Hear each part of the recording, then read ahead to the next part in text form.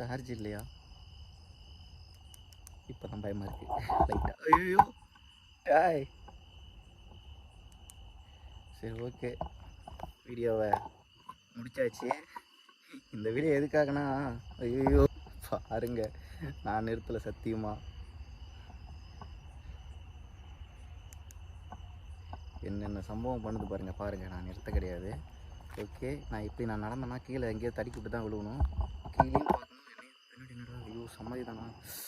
ஏய் ஏய் கிளம்பிட்டேன்டா, விட்டுருங்கடா.